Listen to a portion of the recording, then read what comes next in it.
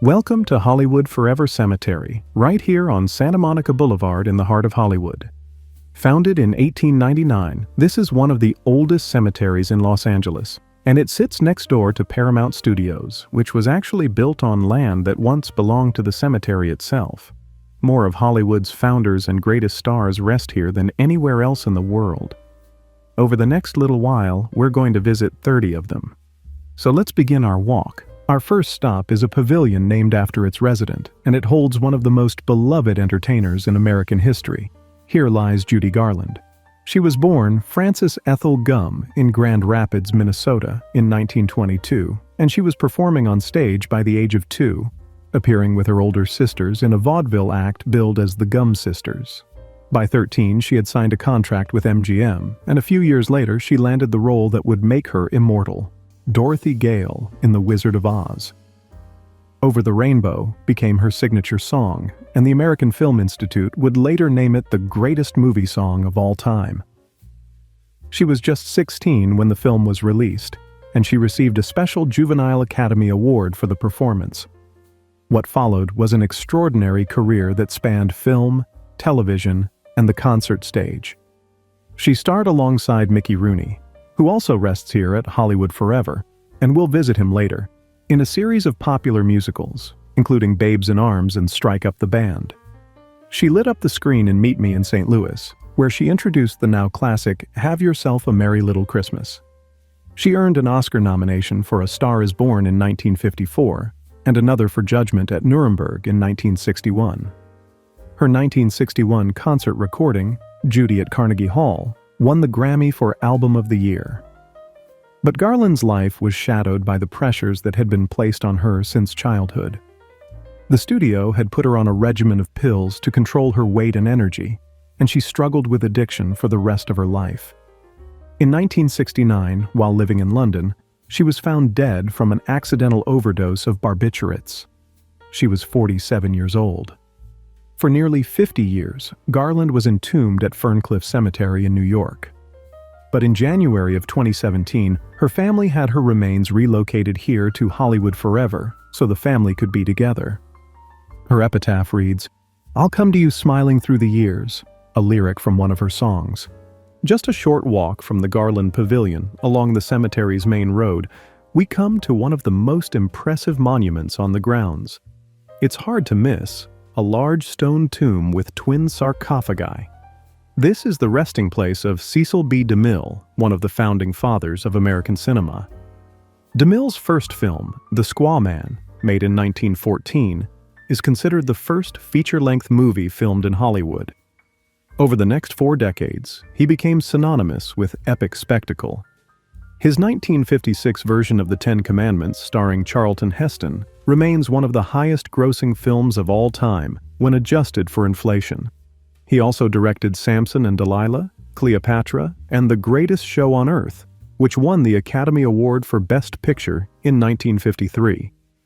In all, DeMille produced and directed over 70 films across both the silent and sound eras, a remarkable feat of longevity. He even played himself in Billy Wilder's Sunset Boulevard, the film that gave us Gloria Swanson's unforgettable line, "All right, Mr. DeMille, I'm ready for my close-up."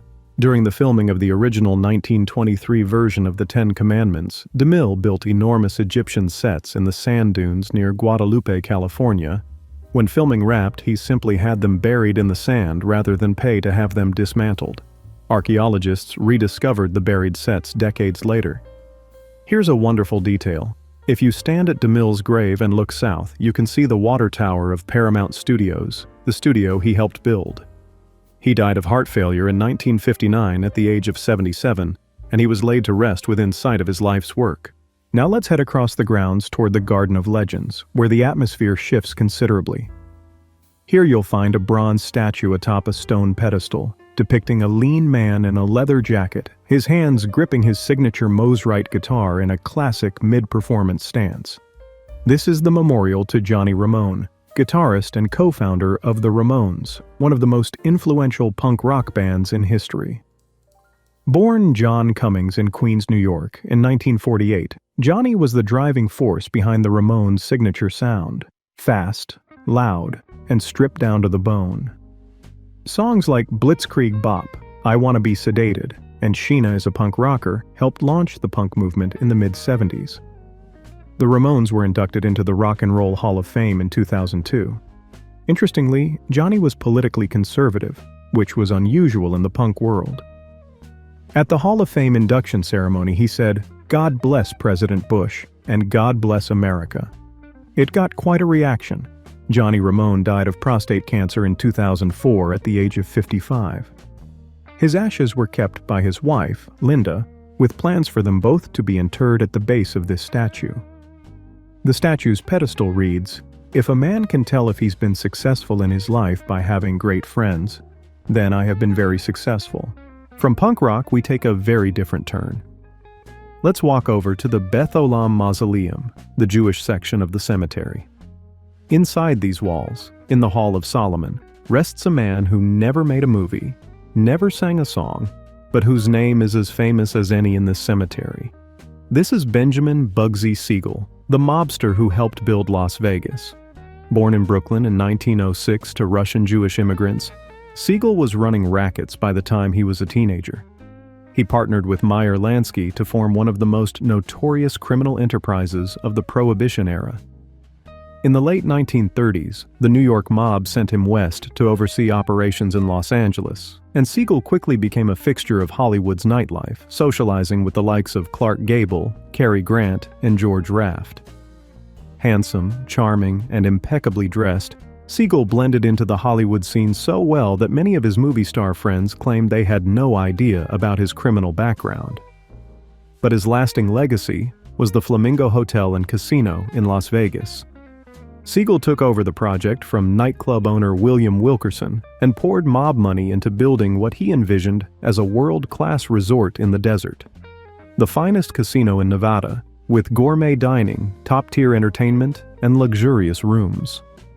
The project went wildly over budget, ballooning from an initial estimate of around $1 million to over $6 million. The mob bosses back east grew impatient, suspecting Siegel and his girlfriend Virginia Hill were skimming from the construction funds. On the evening of June 20, 1947, while sitting in his girlfriend Virginia Hill's Beverly Hills living room reading the newspaper, an unknown gunman fired through the window with an M1 carbine. Siegel was killed instantly. He was 41 years old. The murder has never been solved. Today, visitors sometimes leave coins and lipstick kisses on his crypt, as if for good luck in Las Vegas. Stepping back out into the sunlight, let's walk towards Section 8, where we'll find the grave of a woman who was once billed as the most beautiful girl in Hollywood. Fay Wray is best remembered for one thing: screaming. Or more specifically, for being the object of King Kong's affection in the original 1933 film. That image of her clutched in the giant ape's paw, high atop the Empire State Building, is one of the most iconic in all of cinema. Director Marion C. Cooper told her she'd be working with the tallest, darkest leading man in Hollywood. She thought he meant Cary Grant. Instead, it was a stop-motion gorilla. But Ray was far more than a scream queen. She appeared in more than 70 films over a career that stretched from the silent era into the 1950s, including The Most Dangerous Game and the horror classic Mystery of the Wax Museum.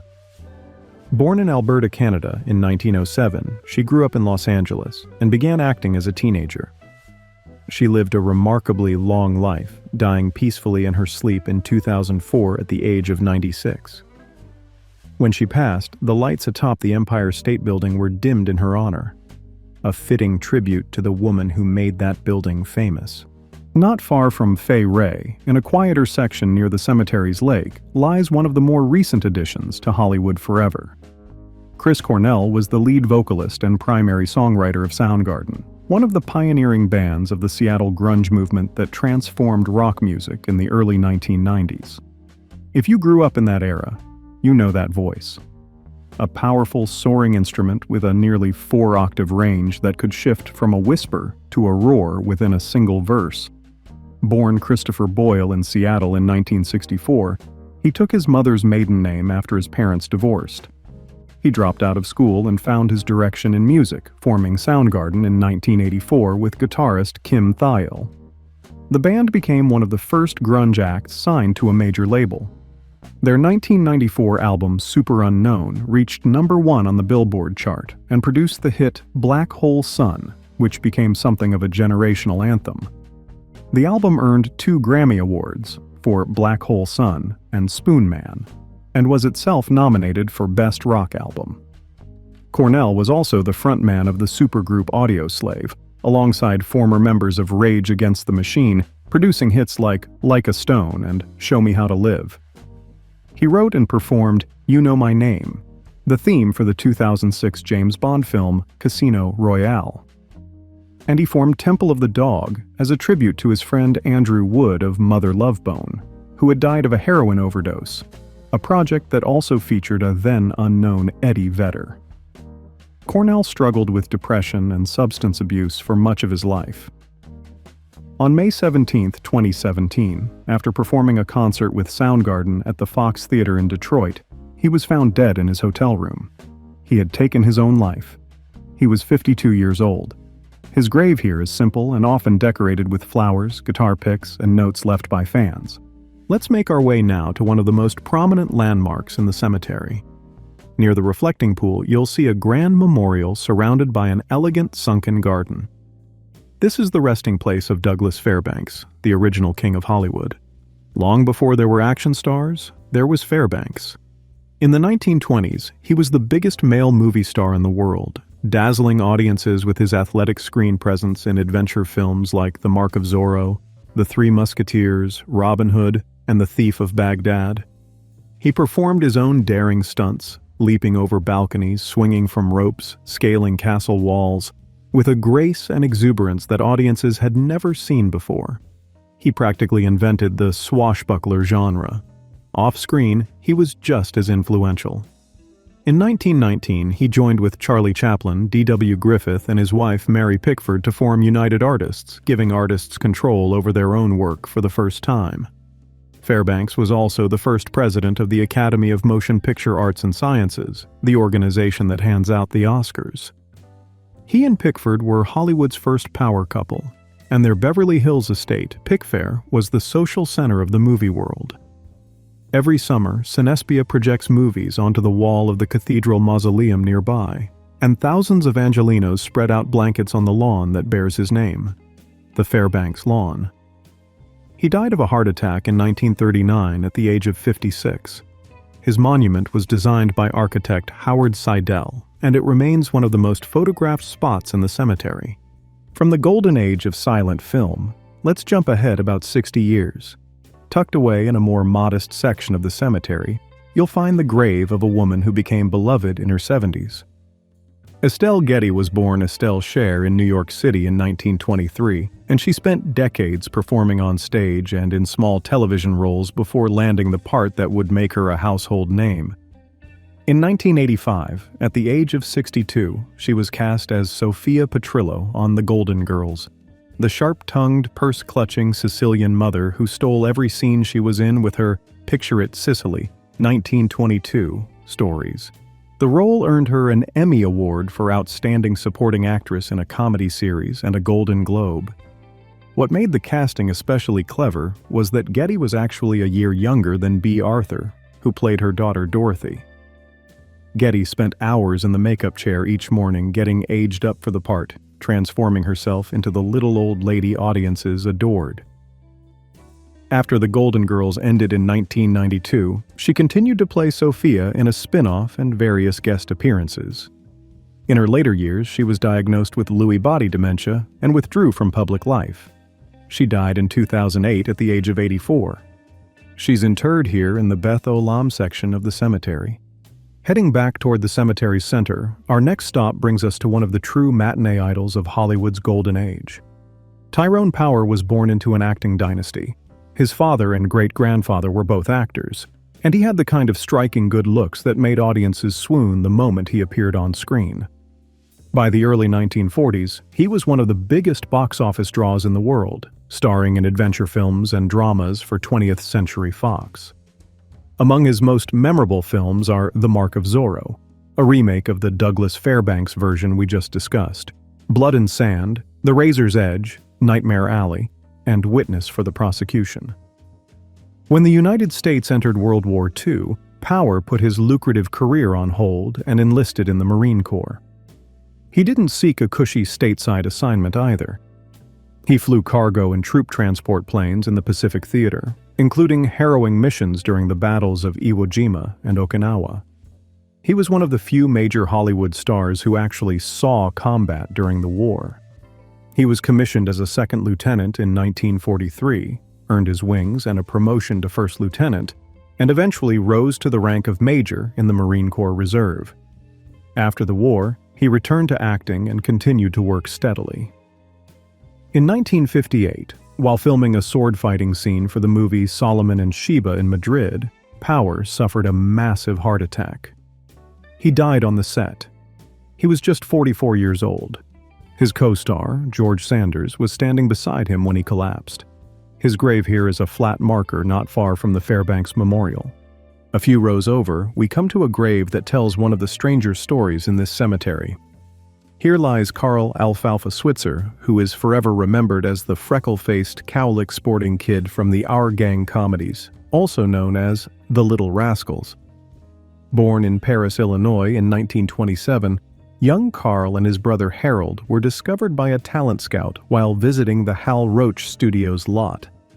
Carl became one of the most popular child actors of the 1930s, famous for his off-key singing and his perpetual rivalry with Spanky. But like many child stars, he struggled to find work as an adult. By the 1950s, he was taking odd jobs as a bartender, a hunting guide, and a dog trainer. On January 21, 1959, Switzer went to the home of a man named Moses Bud Stilts to collect a $50 debt related to a lost hunting dog. An argument broke out and Stilts shot and killed Switzer. He was just 31 years old. Stilts was acquitted, claiming self-defense, though the circumstances have been debated ever since. Alfalfa's grave is marked with an etching of his favorite hunting dog, a treeing Walker Coonhound, a nod to his years as a hunting guide. Fans sometimes draw a ring around the dog's eye to make it look like Petey from Our Gang. And here's a peculiar footnote. Buried right next to him is his father, George Switzer, whose headstone features an engraving of a device he patented, a breast enlargement system. You can't make this stuff up. From one colorful story to another, let's visit a woman whose life reads like a movie script. Marion Davies rests in a handsome mausoleum not far from the main entrance. She was a talented comedic actress and a genuine movie star of the 1920s and 30s, but she's often remembered more for the man who loved her. William Randolph Hearst, the newspaper tycoon and one of the most powerful men in America, was besotted with Davies and used his vast media empire to promote her career. He financed her films through his Cosmopolitan Productions, built her a lavish 100-room beach estate in Santa Monica that hosted the most extravagant parties in Hollywood, and showered her with attention for over 30 years. They never married. Hearst's wife refused to grant a divorce, but their relationship was one of Hollywood's worst-kept secrets. It's widely believed that Orson Welles based the character of Susan Alexander in Citizen Kane partly on Davies, which infuriated Hearst. He used his newspapers to try to suppress the film. But the comparison was unfair to Davies. Unlike the untalented Susan Alexander, Davies was genuinely gifted, particularly in comedy. Films like Show People and The Patsy showcased a natural comic flair that many of her contemporaries admired.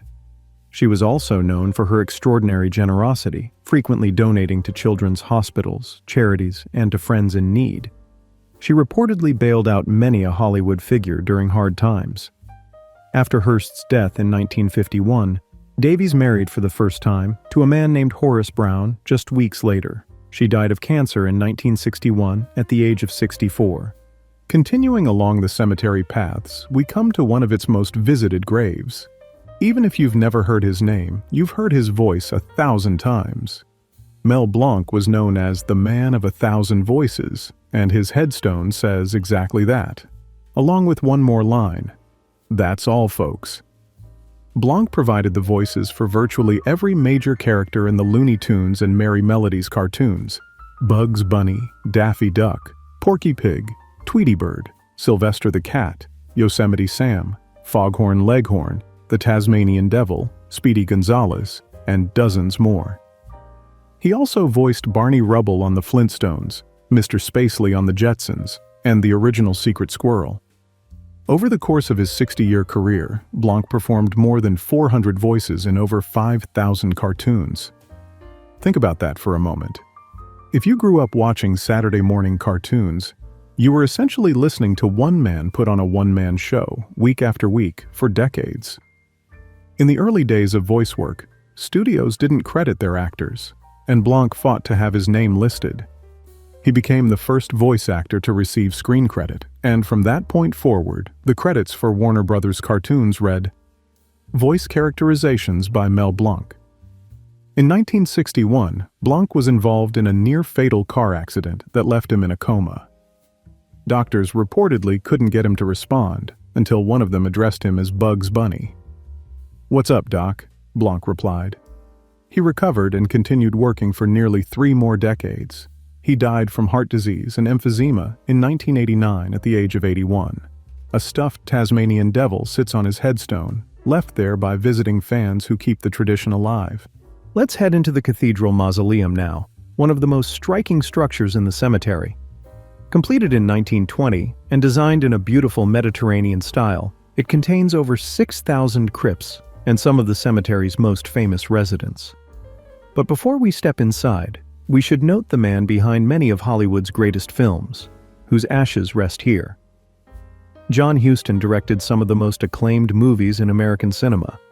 His debut film, The Maltese Falcon in 1941, is considered one of the finest detective films ever made, launched Humphrey Bogart to stardom, and essentially created the film noir genre. Just a few years later, he directed The Treasure of the Sierra Madre, which won him 2 Academy Awards for Best Director and Best Screenplay, and also won his father, Walter Huston, the Oscar for Best Supporting Actor. That made them the first father-son pair to win Oscars for the same film. He went on to direct The African Queen, The Asphalt Jungle, The Misfits, which was the final film for both Clark Gable and Marilyn Monroe, and Beat the Devil, a quirky adventure that became a cult favorite. In his later years, he directed Prizzi's Honor, which earned his daughter Angelica an Oscar for Best Supporting Actress. With that win, the Hustons became the first family to produce 3 generations of Academy Award winners. John Huston was also a formidable actor, appearing in Chinatown among other films. He was a boxer, a horseman, an art collector, and a citizen of Ireland for the last 2 decades of his life. He died from pneumonia in 1987 at the age of 81. His ashes are interred here in the Cathedral Mausoleum. Just inside the mausoleum, in the Abbey of the Psalms, we find a crypt belonging to another member of our gang.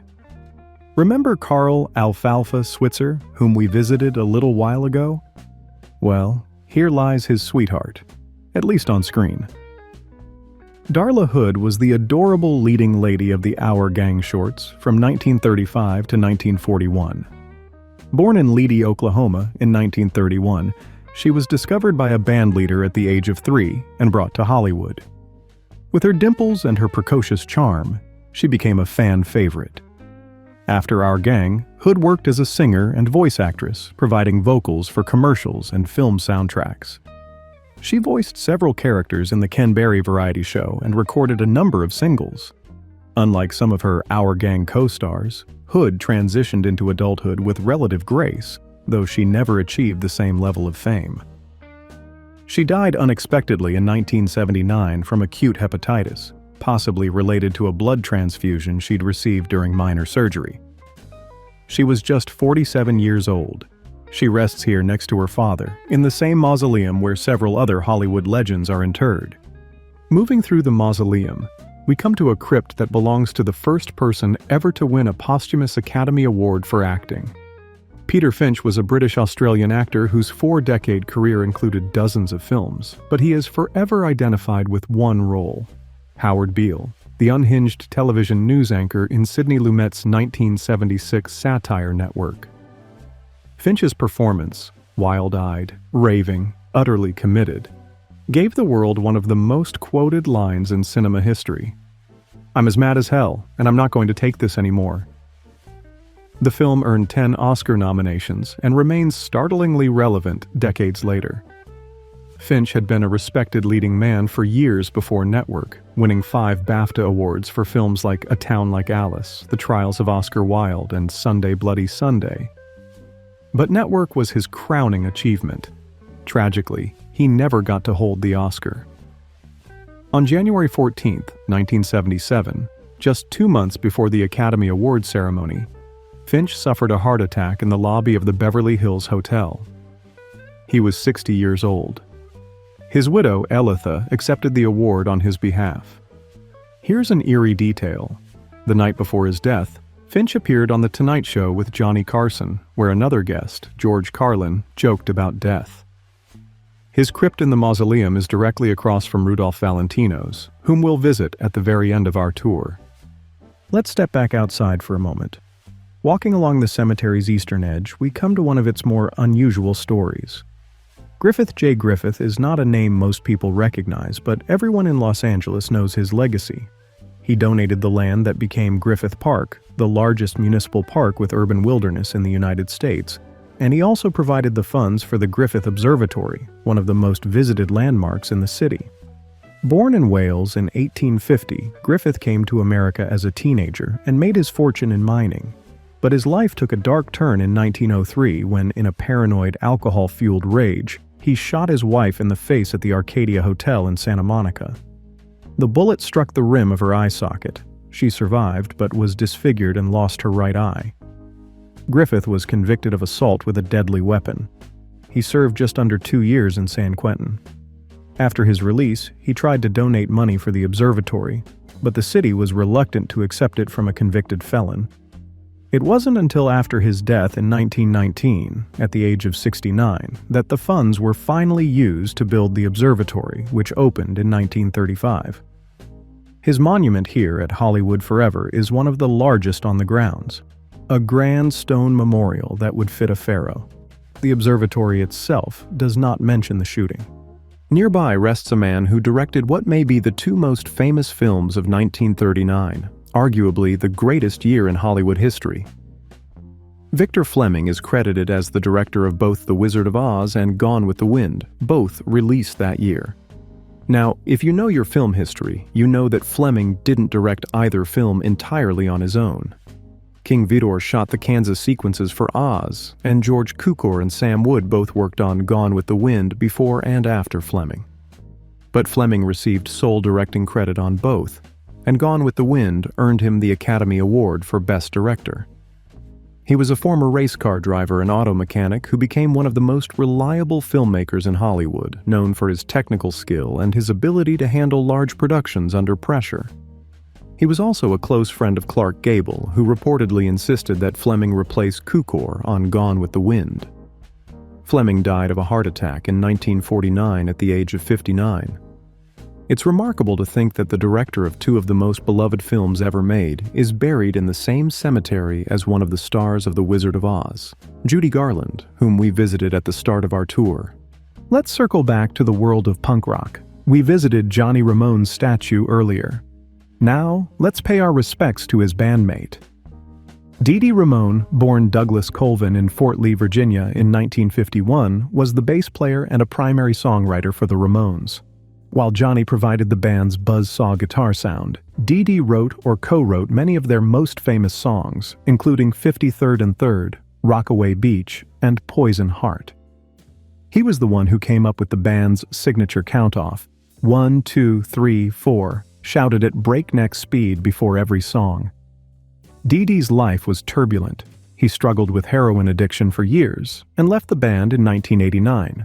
Briefly attempting a career as a rapper under the name Dee Dee King, a venture that even he later admitted was ill-advised. He continued to write songs for the Ramones even after leaving. In 2002, just weeks after the band was inducted into the Rock and Roll Hall of Fame, Dee Dee was found dead at his Hollywood home from a heroin overdose. He was 50 years old. His grave marker here at Hollywood Forever is simple, inscribed with, "Okay, I gotta go now." Back inside the cathedral mausoleum, in a corridor lined with marble and soft light, we find one of the most distinctive character actors in movie history. Peter Lorre was born Laszlo Lowenstein in what is now Slovakia in 1904. He became internationally famous for his chilling portrayal of a child murderer in Fritz Lang's 1931 German film M, a performance so unsettling that it essentially typecast him for the rest of his career. Fleeing the Nazis, Lorre was Jewish. He worked briefly in England and France before coming to Hollywood in the mid-1930s, where his bulging eyes, soft voice, and nervous demeanor made him a natural for playing sinister and eccentric characters. He appeared in some of the finest films of the era, Casablanca, where he played the desperate Ugarte who entrusts those precious letters of transit to Rick; The Maltese Falcon, where he was Joel Cairo, the perfumed villain with the gardenia-scented calling cards; and Arsenic and Old Lace. He also starred in a series of popular Meister Moto detective films for 20th Century Fox. Despite his menacing screen presence, Lorre was by all accounts a warm, funny, and deeply intelligent man off-screen. He spoke multiple languages, was a gifted mimic and raconteur, and was reportedly one of Humphrey Bogart's closest friends. The two of them loved to drink together and needle each other with barbs. Lorre struggled with chronic pain and a morphine addiction for much of his life. He died of a stroke in 1964 at the age of 59. Vincent Price delivered his eulogy and reportedly told the assembled mourners, "He was one of the nicest men I ever knew."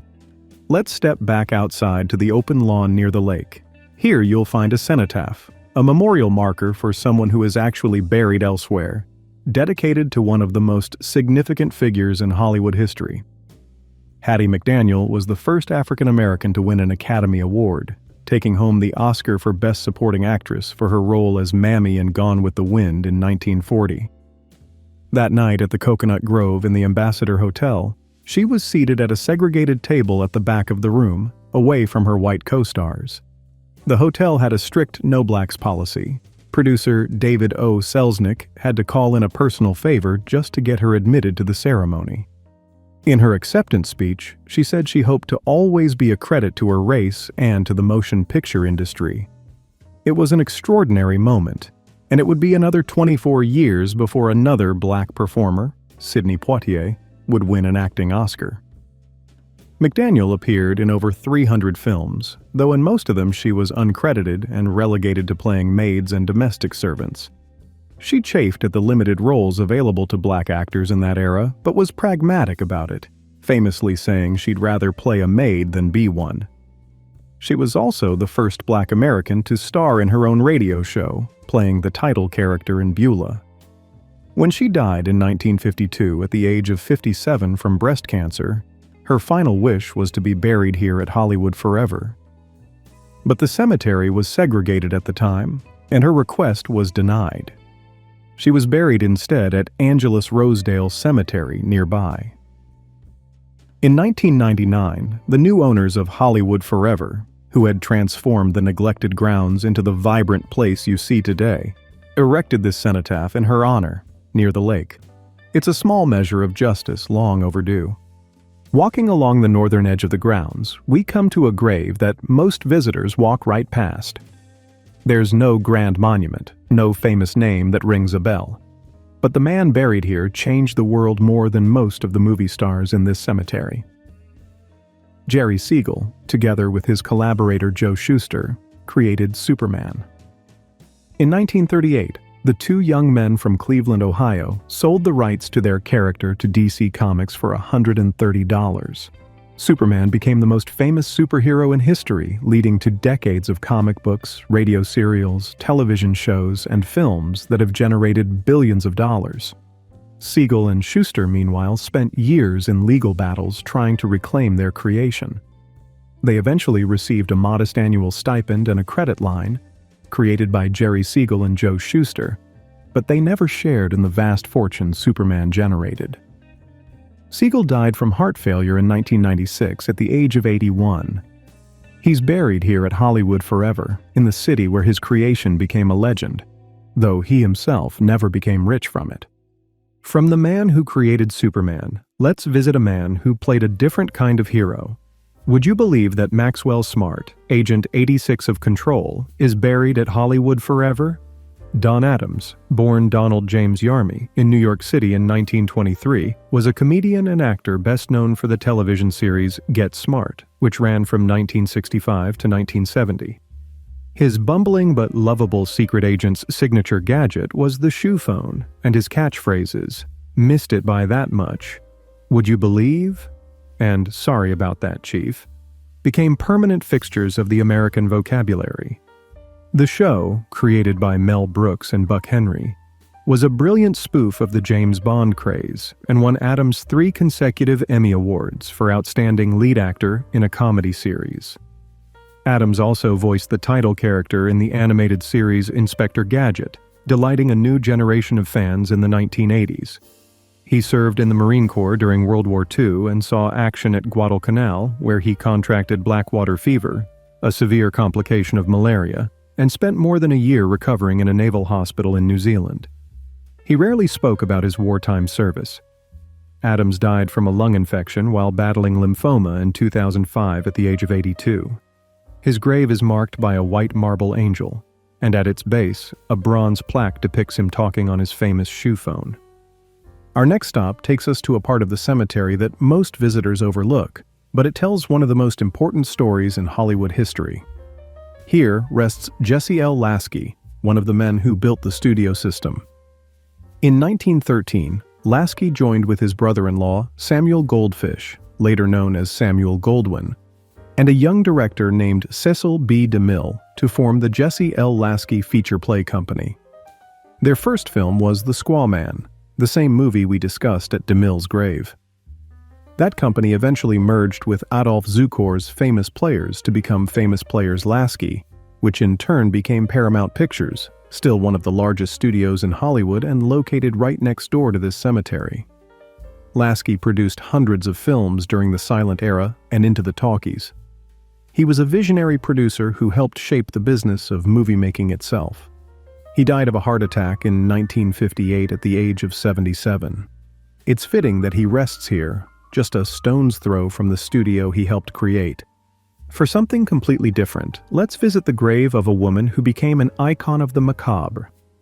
Mila Nurmi, better known as Vampira, was the original horror host of American television. Born in Finland in 1922 and raised in Ohio, she moved to Hollywood and worked as a model and bit-part actress before creating the character that would make her famous. In 1954, inspired by the cartoonist Charles Addams's Morticia character, she debuted as Vampira on a late-night horror movie show on KBC-TV in Los Angeles. With her impossibly cinched 17-inch waist, dramatic black hair, ghostly white makeup, and ghoulish charm, she became a sensation. Life magazine ran a feature on her. The show only lasted about a year, but the character became legendary, directly inspiring Cassandra Peterson's Elvira decades later. Peterson has acknowledged the debt, though the two had a complicated relationship. Nurmi also appeared in Ed Wood's Plan 9 from Outer Space, widely considered one of the worst films ever made, which paradoxically has given it cult classic status. She was friends with James Dean in the last year of his life, and photographs of the two of them together in Hollywood night spots became iconic images of 1950s cool. She spent her later years in relative obscurity, working odd jobs in Hollywood. She died in 2008 at the age of 86. The horror community considers her a pioneer, and her grave here is a popular stop for fans of the genre. Moving along the winding paths, we come to the resting place of an actor who had one of the great second acts in television history. Darren McGavin first made his mark on television in the late 1950s, playing Private Eye Mike Hammer. But his most enduring creation came in 1972, when he starred as Carl Kolchak, an intrepid newspaper reporter who kept stumbling into cases involving the supernatural, in the TV movie The Night Stalker. It was the highest-rated TV movie of its time, and it spawned a sequel and a short-lived series, Kolchak, The Night Stalker. The show was a direct influence on Chris Carter, who cited it as the primary inspiration for The X-Files. But to a whole generation, McGavin is perhaps best loved for a very different role. The Old Man and a Christmas Story, the 1983 holiday classic based on Gene Shepard's stories. His portrayal of the long-suffering father battling the furnace and proudly displaying his major award, a leg lamp, has made the film an annual tradition. He was also a skilled dramatic actor, earning an Emmy nomination for The Night Stalker. McGavin died of cardiovascular disease in 2006 at the age of 83. Our next stop is one of the most poignant in the cemetery. Anton Yelchin was a young actor of extraordinary talent whose life was cut tragically short. Born in Leningrad, now St. Petersburg, in 1989, Yelchin emigrated to the United States with his parents, both of whom were figure skaters with the Leningrad Ice Ballet. He began acting as a child, and quickly proved himself one of the most gifted young actors of his generation. He played the young Kirk Douglas character in the 2001 film Hearts in Atlantis, and he earned wider recognition as Pavel Chekhov in J.J., Abrams' 2009 Star Trek reboot and its sequels. He also appeared in the thriller Alpha Dog, the horror comedy Fright Night, and the critically acclaimed Green Room. In the early morning hours of June 19, 2016, Yelchin was found dead at his home in Studio City, pinned between his Jeep Grand Cherokee and a brick pillar at the bottom of his driveway. The vehicle had rolled backward, trapping him. The car was later found to be part of a massive recall related to a confusing gear shifter design. He was just 27 years old. His parents commissioned a bronze statue in his likeness that now stands at his gravesite here, unveiled in 2017. Yelchin was one of those rare young actors who seemed destined for a remarkable career. From that somber spot, let's make our way to a more recent addition to the cemetery. In 2021, a monument was unveiled here for one of the biggest movie stars of the 1970s and 80s. Burt Reynolds was one of the biggest movie stars on the planet for an entire decade, famous for his easy charm, his mustache, and that mischievous grin. Born in Lansing, Michigan in 1936 and raised in Riviera Beach, Florida, Reynolds was a gifted football player at Florida State, who caught the eye of pro scouts before a knee injury and a car accident ended those dreams.